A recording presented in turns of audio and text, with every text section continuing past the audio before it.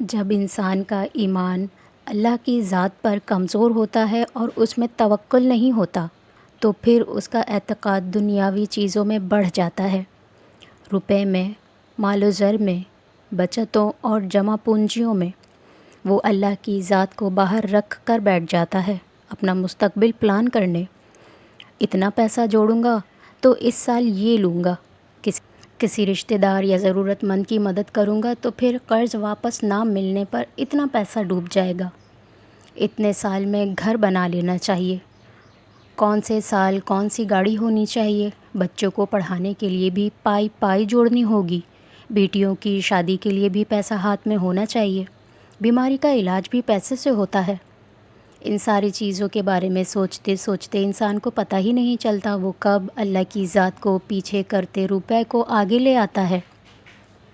روپے سے ایسا رشتہ جوڑ بیٹھتا ہے کہ اس سے علیحدگی کا تصور بھی نہیں کر پاتا، اس کی افزائش اور بڑھوتری پر خوشی سے پاگل ہوا جاتا ہے، اس سے اثاثے بنا لینے پر اپنی اور اپنے بچوں کی زندگی اور مستقبل کو محفوظ سمجھتا ہے۔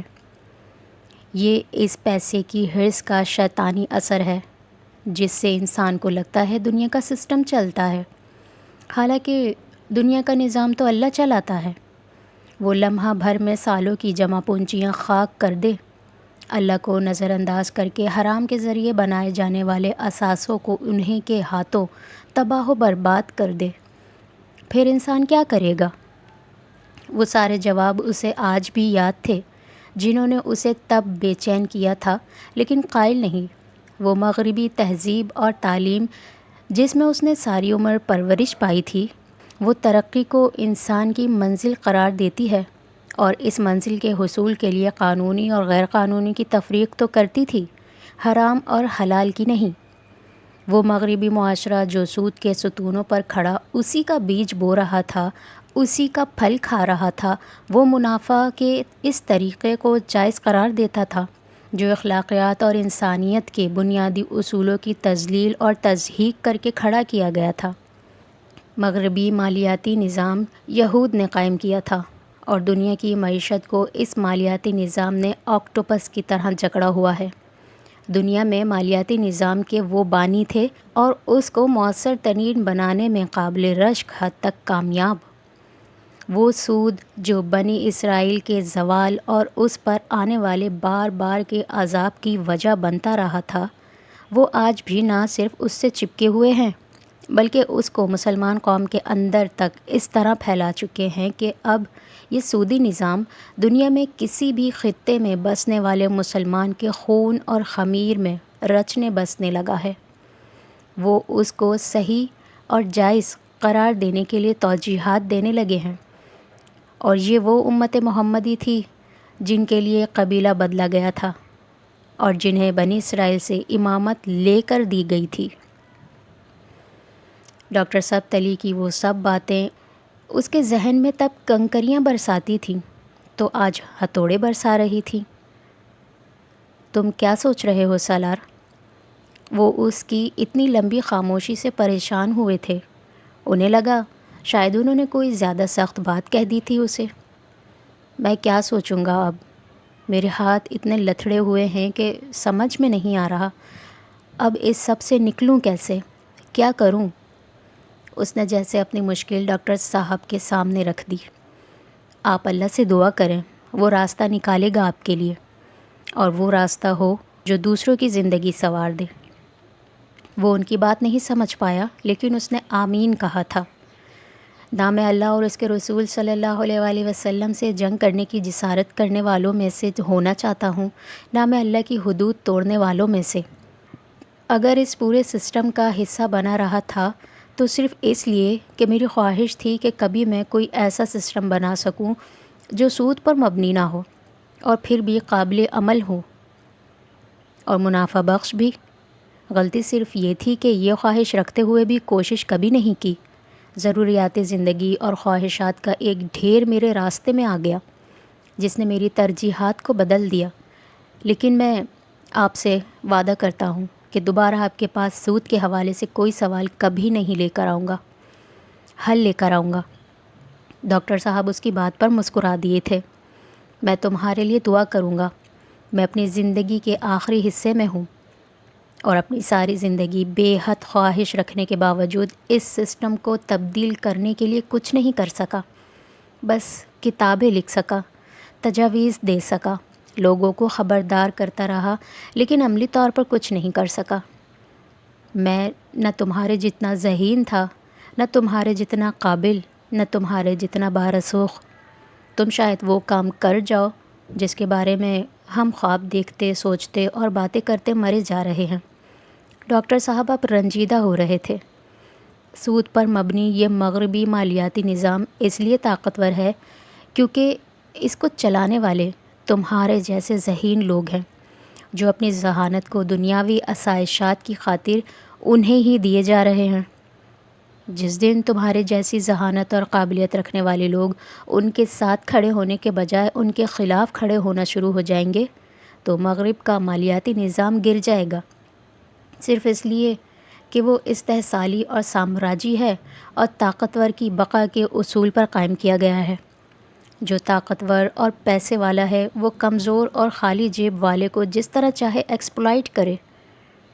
مجھے افسوس ہوتا ہے تو صرف اس لیے ہوتا ہے کہ حافظ قرآن اور صاحب حیثیت ہو کر وہ کام کرتے آ رہے ہو جو کوئی مجبور ضرورتاً کرتے ہوئے بھی شاید 2 بار سوچتا ہے۔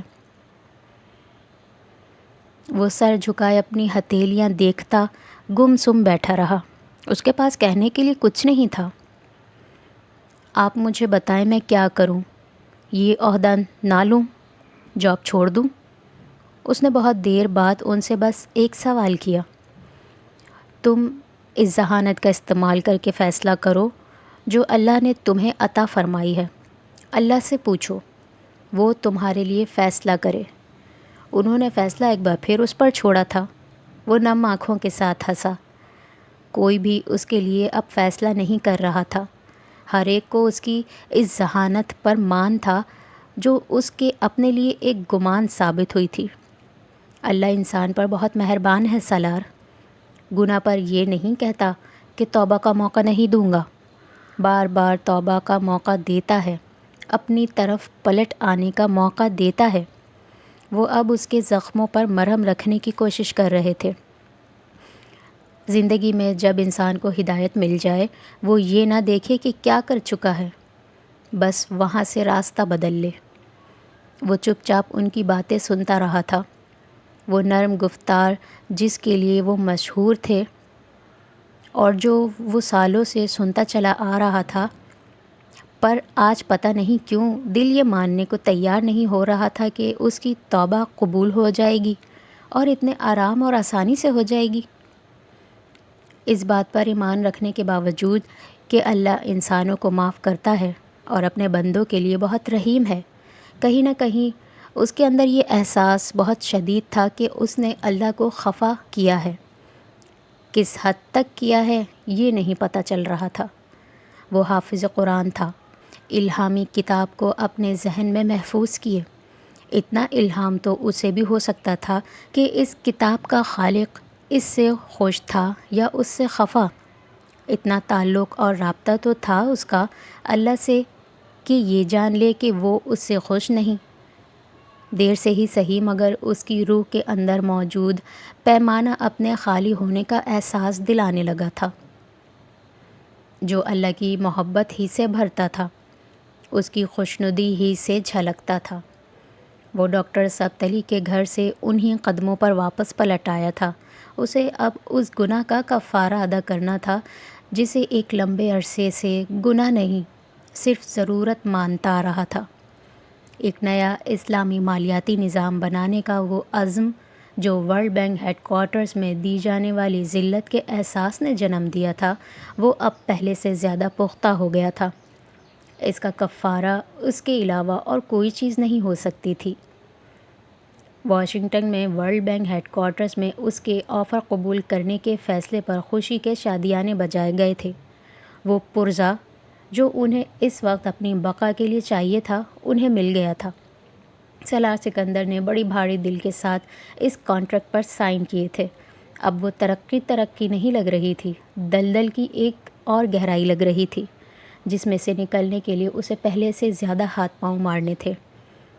حمین بہت خوش قسمت ثابت ہوا ہے تمہارے لیے، سکندر عثمان نے اسے مبارکباد دیتے ہوئے کہا تھا۔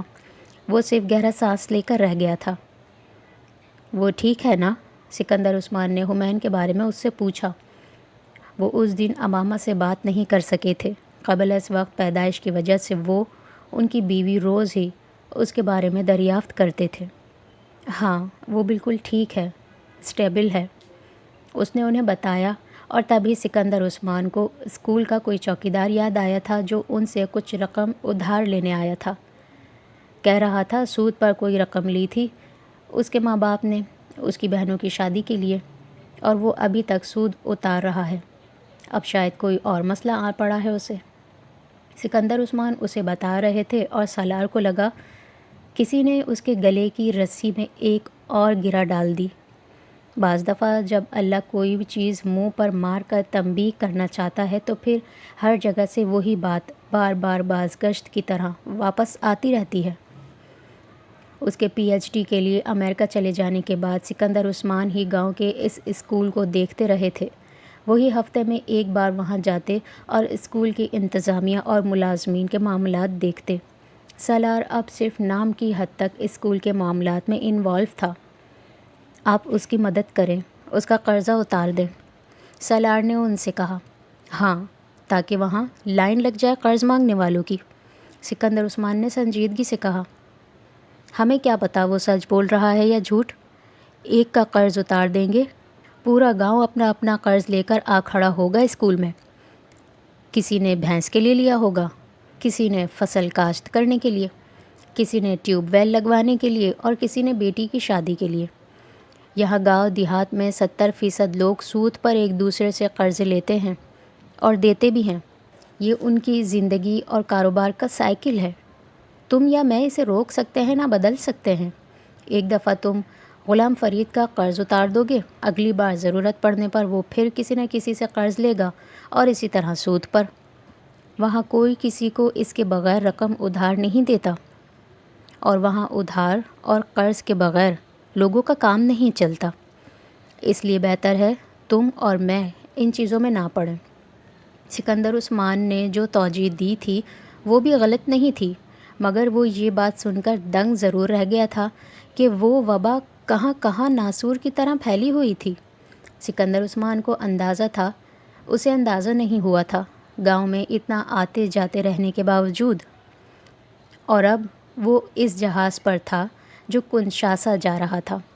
وہ اپنی پوری زندگی کو اپنی نظروں کے سامنے کسی فلم کی طرح چلتے دیکھتے ہوئے۔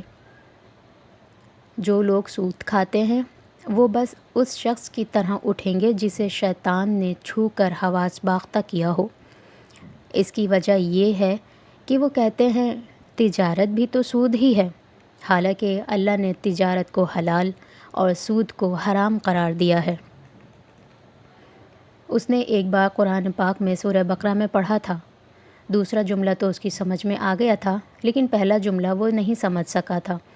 وہ آج اس کی سمجھ میں آ رہا تھا۔ وہ اس شخص کی طرح اٹھیں گے جسے شیطان نے چھو کر حواس باختہ کیا ہو۔ اس کیفیت میں تو وہ تھا۔